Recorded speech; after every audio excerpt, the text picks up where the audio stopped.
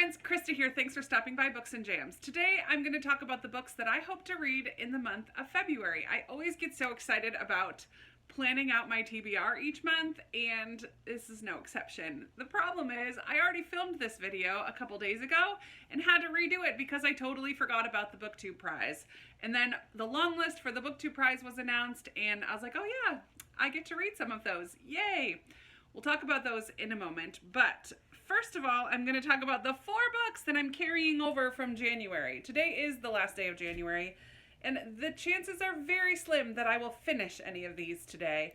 There's hope for one of them, but I'm putting them on my February TBR because I am in the middle of each of them. So 3 of them are nonfiction, and I'm so excited about these. And who am I, reading 3 nonfiction books at a time, let alone in a month? The first one, I actually took the cover off. This is Sacred Rhythms by Ruth Haley Barton. This is a Christian nonfiction, just talking about some different spiritual practices to possibly add some different faith rhythms into your life. I've already read the chapter on solitude and scripture. Prayer is the next chapter. I'm really loving this so far. It does have some practical things to try at the end of each chapter, which I'm not doing right now, but this is a book that I feel like I could reread just one chapter and then practice the ways to put it into practice. So I'm really loving that. I'm also reading on my Kindle. I don't have it pulled up and it would probably glare anyway, but I'm reading Walking in the Dust of Rabbi Jesus. This is a book that I put on my 5-star predictions list in December, and so I want to try to keep my focus on those, or like a side eye on them, so I continue to read them and see if they will be 5-star predictions. So far I am really enjoying this one. It's by Lois Tverberg. I don't know if I'm saying that right, but I am really enjoying that. Still very much at the beginning, kind of both of those within the first 100 pages. Then the third nonfiction, which I'm loving, and it's just so heartbreaking and infuriating at the same time, and that's The Sun Does Shine by Anthony Ray Hinton and with Laura Love Hardin. This is the story of Anthony Ray Hinton, who is one of the cases that Brian Stephen talks about in his book Just Mercy. This is about a young man in his 20s who was wrongfully convicted and sent to death row for a crime that he did not commit, and there was no proof and there was no evidence of the fact that he did it, but because of racism and because his lawyer was crap, he got convicted, and it's just so heartbreaking. He ends up spending almost 30 years on death row, and I'm just learning about his life, about his relationship with his mom, his faith. I'm still at the part where he was just convicted, so it's the early stages of his time in prison, but still just so heartbreaking. It's remarkable, the character of this man and his integrity and also his honesty. Like, it starts out with him. Well, I'm not doing a wrap up yet because I haven't finished it, but just know that I'm really loving this book and I definitely recommend it, and I'm only just under halfway through. It's so good. So good. The 4th book that I am not quite in the middle of, I'm still near the beginning, is The Girl in the Tower by Catherine Arden. I am buddy reading this with Rainy from Rainy Day Reads. This is book 2 in the Winter Night trilogy. The first book is The Bear and the Nightingale, and I enjoyed that one last January or 2 Januaries ago. I think it was last January.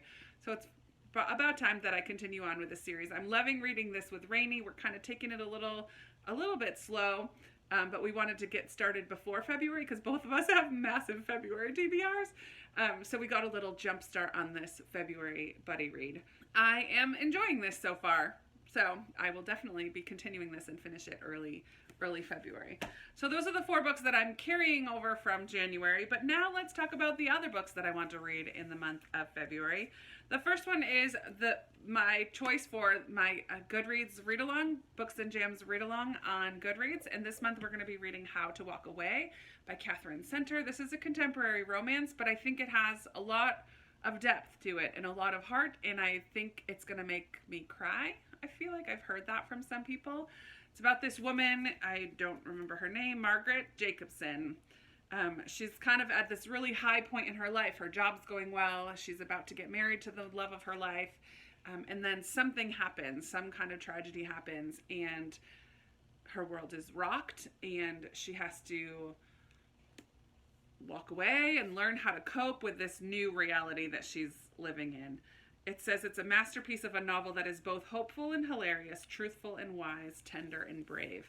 So I'm really looking forward to this. And I convinced my new in real life book club to read this one for February too.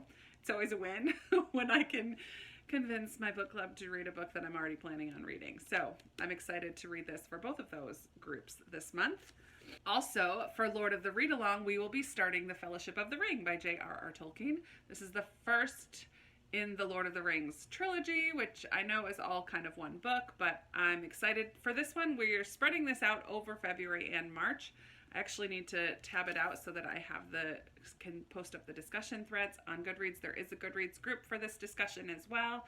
We read The Hobbit in January, and I loved reading that. I have never read The Lord of the Rings. I have read The Hobbit. That was a reread for me, but I've never read The Lord of the Rings 3 books. So I'm really excited to jump into this. And I'm also a little nervous and scared and intimidated. But I know that it's a well-loved classic, and I'm hoping reading it along with a group of you and many other people.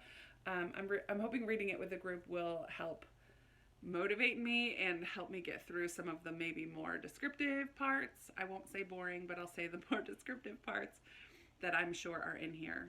So yeah, I'm excited and slightly apprehensive, but we're going to start this in February and we'll see how far I get, but it does carry over into March as well. So there's 2 months for this one. I have one more buddy read in the month of February, and I'm going to be reading Last Night in Montreal by Emily St. John Mandel, and I'm reading this with Louisiana, who is Reading Ace on Instagram. I will link her Instagram down below, but this I don't know anything about, except that it's written by Emily St. John Mandel, who wrote Station 11, which I absolutely loved.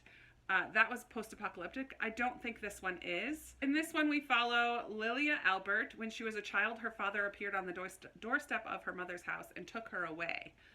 Now, haunted by an inability to remember much about her early childhood, Lilia moves restlessly from city to city, abandoning lovers and eluding the private detective who has dedicated a career to following close behind, until she meets Eli, her latest boyfriend.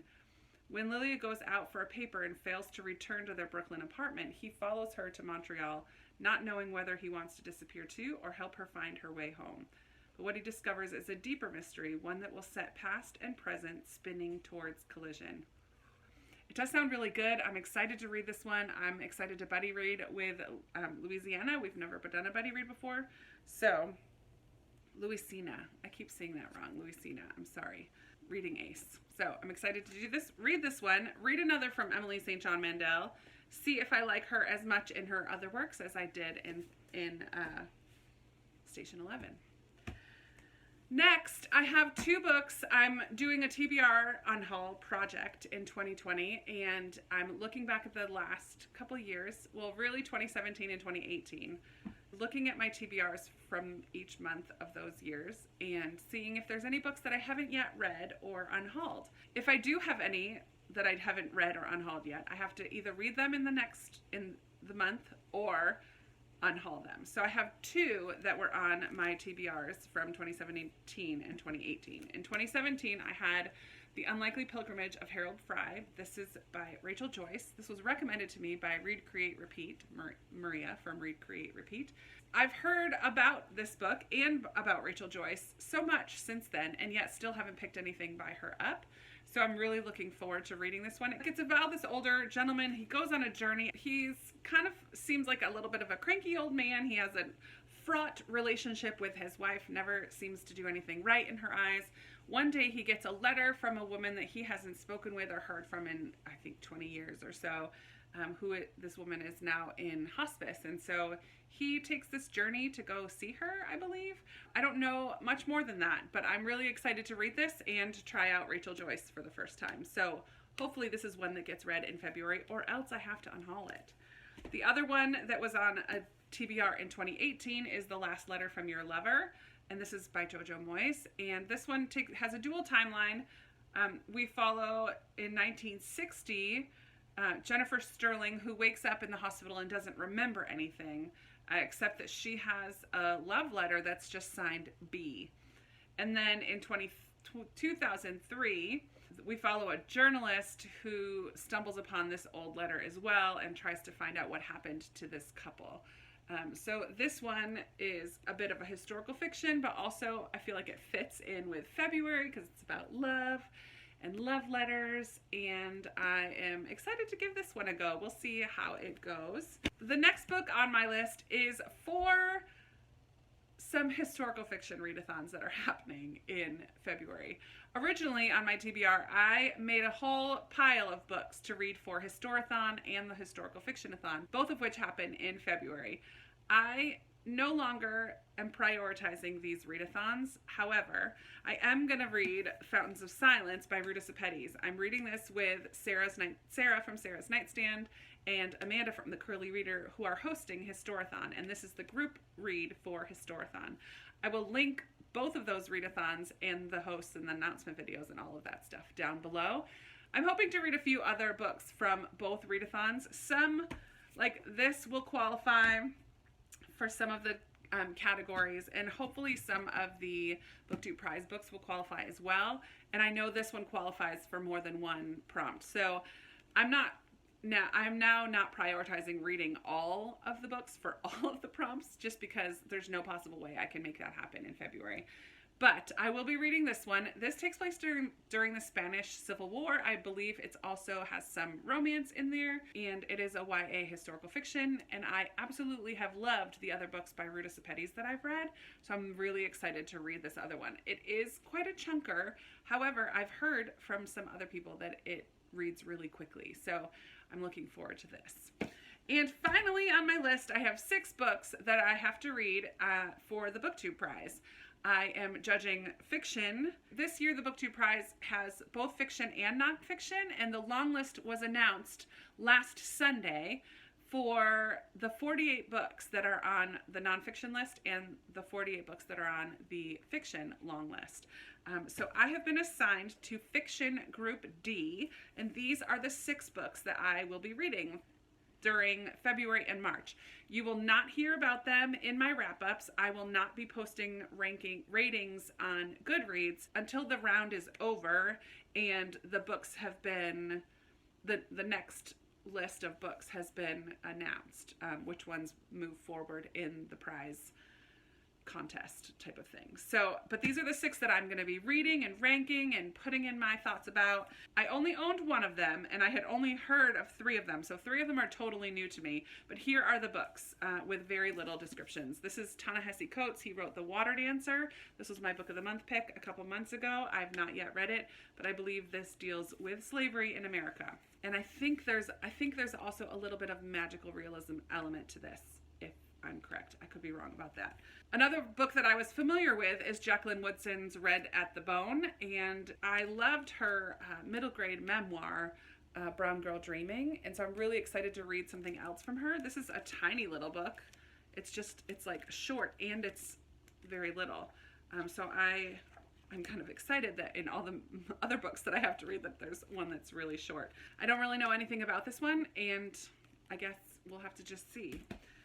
And the other one that I had heard of is Fleischman is in Trouble by Taffy Brodesser Ackner. And this is a contemporary, I believe, romance about an older man in his 40s, maybe, and his troubles with love. Fleischman is in Trouble is an insightful, unsettling, often hilarious exploration of a culture trying to navigate the fault lines of an institution that has proven to be worthy of our great weariness and our great hope. Well, that's vague. I don't really know. So we'll see about this one. I think I've heard some mixed things about it, so we shall see what I think. And then the next 3 I had never heard about before. This one is An Orchestra of Minorities by Chigozie Obioma. This one I read the description a couple days ago, but I think this is a kind of a modern day retelling of the Odyssey. Here's the summary of the summary. Spanning continents, traversing the earth and cosmic spaces, and narrated by a chi or guardian spirit who has lived for hundreds of years, An Orchestra of Minorities is a brilliant contemporary twist on Homer's Odyssey, told in the mythic style of the Igbo literary tradition. Acclaimed novelist Chigozie Obioma weaves a heart-wrenching epic about destiny and determination. I'm really excited because it does take place a lot of the time in Nigeria, and I feel like that will be something that's really interesting to read. The next one that I hadn't heard of before is Lanny by Max Porter. I have heard of his other book, Grief is a Thing with Feathers, and I have that on my TBR, but I haven't yet read it. This is also another really short one, which I'm excited for. I don't know anything about the story, but it says Lanny is a ringing defense of creativity, spirit, and the generative forces that often seem under assault in the contemporary world, and it solidifies Porter's reputation as one of the most daring and sensitive writers of his generation. Yeah, I'm not really sure what this one is about. Even reading the descriptions of some of these, it still sounds confusing, and I don't want to know too much about them. I just am very excited to go into them. Then the last one that I have on hold at the library, but I haven't been able to pick up yet, is The Innocents by Michael Crummy, and I believe this one is a post-apocalyptic type of story, which I'm excited for. I like post-apocalyptic books. So I will be reading these 5 plus The Innocents for the Booktube Prize. I most likely won't get them all done in February. I have until the end of March to read them. However, March, I try to save as much as possible for middle grade March. So I would like to get as much of those read in February as I can. And then these are the other books that I hope to read in February, in addition to the 4 that I'm in the middle of. Golly, I have a lot of books to read in the month of February. It's very doable to read most of these. I'm hoping to add 1 or 2 others for the Historathon and Historical Fiction Readathon. But again, that's just not going to be priority. So I would love to hear from you if you've read any of these. Don't really let me know what you think of some of those Booktube Prize books, because I want to go into those kind of blind and be as fair as possible. But yeah, let's have a chat in the comments down below. You guys know I love talking with you down there. Also give this video a big thumbs up, subscribe if you haven't already, and click that little bell so you get notified when I post new videos. And I'll be talking with you very soon in another video. Bye!